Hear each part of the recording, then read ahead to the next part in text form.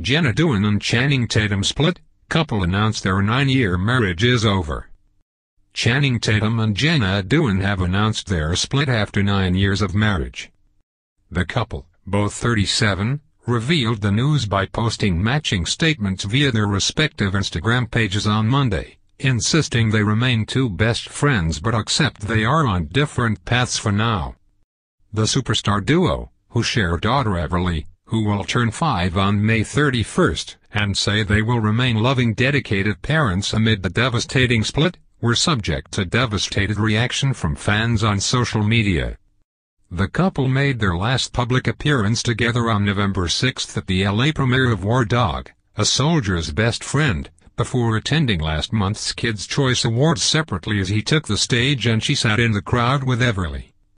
Channing met Jenna on the set of 2006's Step Up, where they played love interests Tyler Gage and Nora Clark, and the duo married 3 years later in an idyllic ceremony at the Church Estates Vineyards in Malibu, California in July 2009. The estranged husband and wife penned the upsetting note on Monday evening, reading, "Hey world, so, we have something we would like to share. First off, it feels odd that we have to share this kind of thing with everyone, but it's a consequence of the lives we've chosen to lead, which we also happen to be deeply grateful for.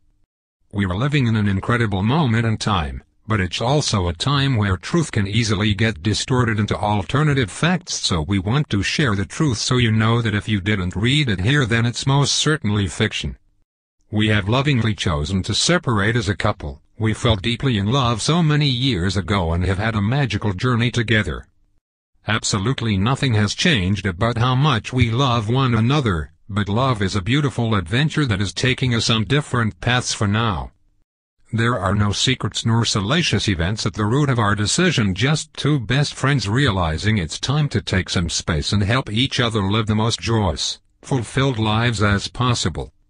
We are still a family and will always be loving dedicated parents to Everly. We won't be commenting beyond this, and we thank you all in advance for respecting our family's privacy. Sending lots of love to everyone, Chan and Jenna." Seeming to confirm the statement from the couple, Page 6 spoke to an insider who claimed the duo have split due to spending more time apart because of the pressure of work.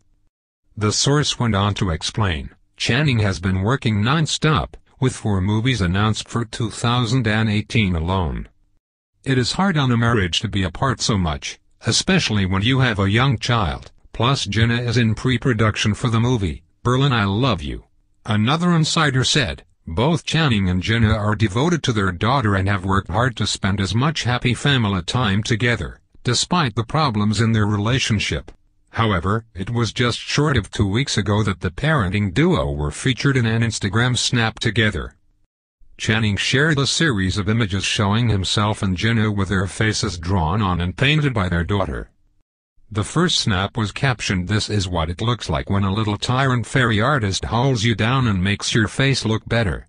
Last year, Jenna got candid during an appearance on the Ellen DeGeneres show. In the episode, the dancer and actress opened up about the night Channing first seduced her while filming 2006's Step Up. She revealed, "He did this whole thing where he didn't want to be in a relationship, so I was like, look, if you want to date other people and be free, that's fine, but we're not going to hang out and watch movies. You've got to figure out what you want, because I know I want to be in a relationship with you." So, 3 days goes by and he had gone out with all the dancers on Step Up, and he had this crazy, wild tequila night. He said he had the chance to be free and he couldn't stop thinking about me.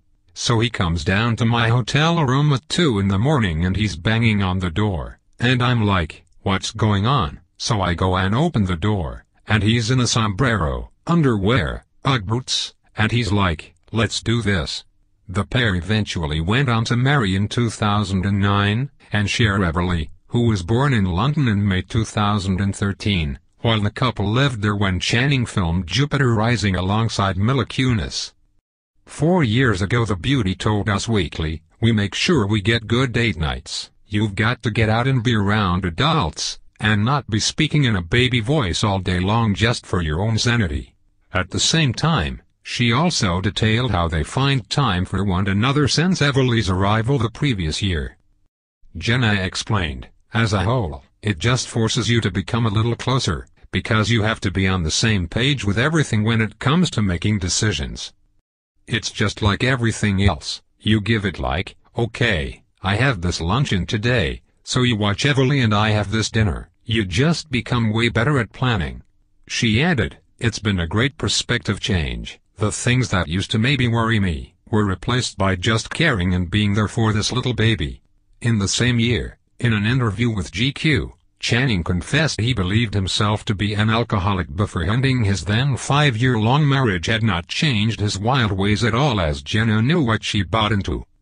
He said, "My wife, that's what she bought into. I'm probably a pretty high-functioning, I guess, I would say, alcoholic. I guess there's probably a tendency to escape. I equate it to creativity, and I definitely equate it to having a good time." But Channing indicated that he did cut back on the partying after Jenna gave birth to Everly, and he pledged not to drink during the 4 months of filming that's required on the Magic Mike sequel. Then, at the end of that movie, it's go time.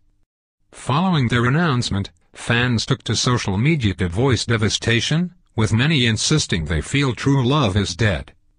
Jenna and Channing's decision to travel different paths left their fans heartbroken, with one reacting, "I'm too upset about Channing and Jenna to function. I loved those two so much together.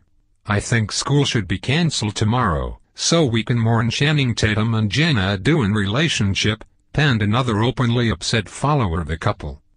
Users soon responded to Jenna's post, to write, "So sad for you both, admiration to you on the honesty and sharing a subject you should never heart with the world, like you said no one's perfect, love and positivity to you, and oh please don't do this. Now I believe that true love doesn't exist. Okay, I am really sad and sorry you have to share this with the world, but a lot of people love you guys. Hope your space apart makes you both realize what you had, and if not, damn, that was one hell of a great chapter. Damn, just fight for your love. If you love each other you never can be apart, never can breathe without each other, ! Good luck with your new adventures. Sad to hear, but I understand. Much love to you both. Sending you all so much love at this time. Referencing the time they competed against each other during an episode of Lip Sync Battle, which included a surprise appearance from Beyonce, one wrote, "Opening bracket, news of their split. Closing bracket, has ruined my whole night. I will be watching their lip sync battles on repeat until I die. Good night." Damn, just fight for your love, one fan wrote to Jenna. "If you love each other you never can be apart, never can breathe without each other." Seemingly showing reluctant acceptance for the news, another said, "Sad to hear, but I understand. Much love to you both." Echoing that sentiment, another wrote to the actress, "To acknowledge when your journeys are to continue on a separate path is a beautiful yet challenging experience.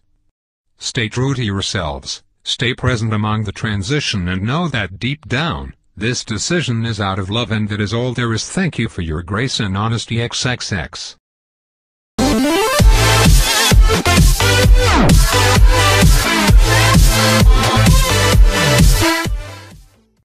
The heart of the deal, the love story of Marla Maples and Donald Trump.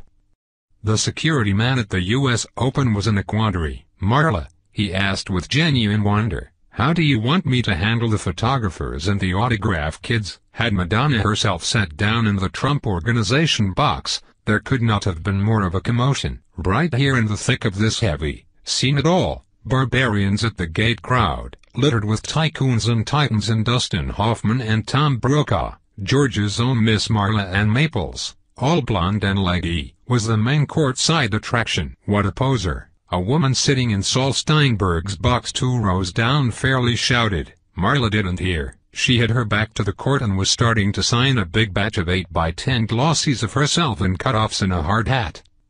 The autographing scene was interrupted briefly by a woman from the USA cable TV network, asking for a live interview between sets. "Marla, you really don't have to do these things, you know. You don't have to do this interview," said Roni Graff nervously. Graff is one of Donald Trump's 2 executive secretaries. She had gotten used to Marla calling the office with her special code name, but now the constant waving to people in the rows above and the paparazzi changing film in the Paine-Webber box just below were giving Graff an anxiety attack.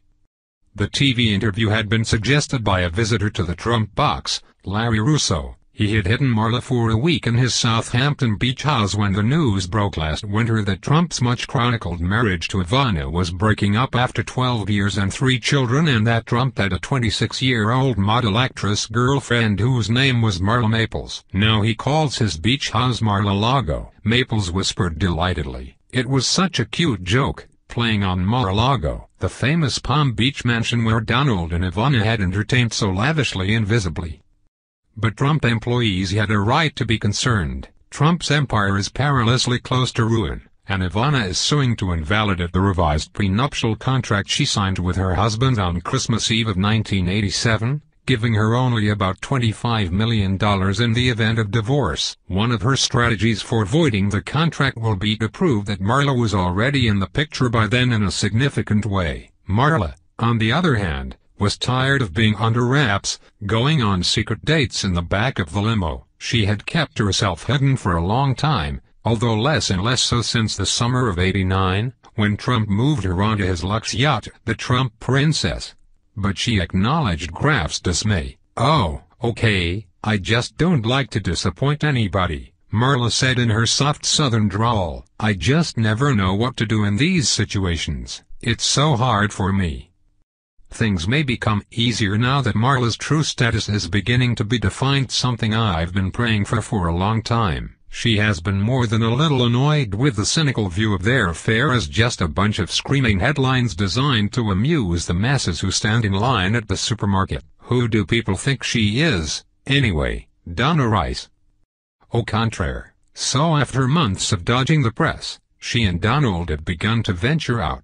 They have even allowed pictures of themselves to be taken on Donald's turf, with Mike Tyson in Atlantic City. Naturally, the response from the tabloids was lightning quick. "Now that Donald will squeeze his peach in public," shouted the New York Post. But, freedom, finally, farewell and amen to millionaire blabbermouths seeking to impress her with their own special take on Donald's true feelings, like the real estate tycoon who babbled reassuringly to her as she left the tennis stadium. "You know, Donald thinks the world of you, he really does. He thinks you're just great." Marla melted him with her big baby blue greens cast shyly downward, but later she said, "I hate it when these guys start talking to me like that. Imagine, I have to stand there and hear from him that Donald thinks I'm great. You know what I feel like answering? No shit, Sherlock."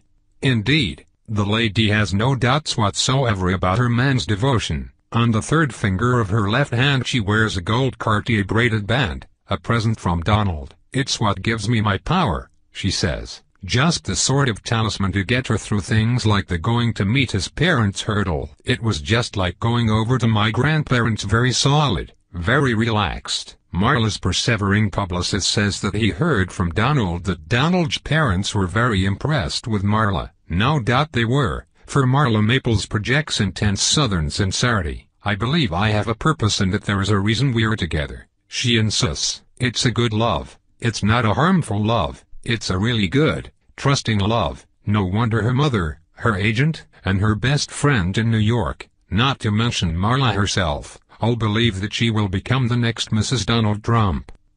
"When you marry Donald, will you keep your own name or be known as Marla Trump?" That could become a bit of a point of argumentation, Marla says. "But, you know, I always promised my daddy I'd keep my name, because I'm an only child and he never had a son." I said, "Daddy, don't you worry." So I don't know, maybe Marla Maples Trump.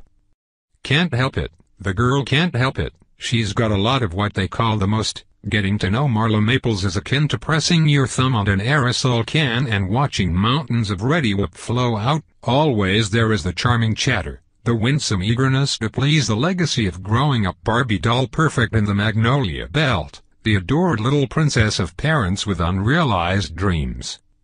Marla Maples represents one of those curious intersections in the psyche of the Deep South where the Bible and beauty pageants run headlong into hormones. When Marla was just 16, for example, she and her mother were approached by Playboy to pose nude in a mother-daughter spread. Marla, who read the good book every night before she went to bed in tiny Dalton, Georgia, would have none of it. Besides, she wasn't old enough. The Playboy people were very depressed because I was too young. But Daddy, Stan Maples, a small-time subdivider, a deacon in the Baptist church with a golden tenor, and a regionally famous Elvis imitator to boot, felt otherwise, even though he and Marla's mama were getting divorced at the time. It was a tough period and my dad was saying just go for it, what the heck, but even then I knew that wasn't the way I wanted to be represented. I wanted to be respected, number one. Instead, tomboy Marla, who earned trophies for everything from basketball to swimming to playing the clarinet, decided to enter the Miss Georgia Teen Contest. Unfortunately, she was first runner-up to a clogger with the Most Voluntary Service Award, but recently she's been getting a lot more. Well, if not exactly respect, certainly attention. The National Enquirer went so far as to take out an ad in the local Dalton paper offering cash and confidentiality for any Marla info whatsoever, and reporters even approached her grandfather on his tractor in a soybean field in Nowheresville, Cahata, Georgia. Marla's daddy has responded to the hoopla the way any self-respecting and recorded golden tenor in his situation would. He's written a country song about what happened to Marla and the family, called Look at Us Now. Moreover, father and daughter have gone to Nashville to work on the tune. Marla says she prays a lot for guidance as she contemplates the dilemma of the Baptist who gets bimbo press. A psychic told me I'm just a little girl inside this grown-up body. That's what makes me feel uncomfortable. I forget I have this body. I'm just a little girl. So getting involved with Donald Trump, a man she calls a genius, adorable, with a little boy quality, I mean, he knows when he is being too cute and he laughs at himself about it, is sort of a case of puppy love.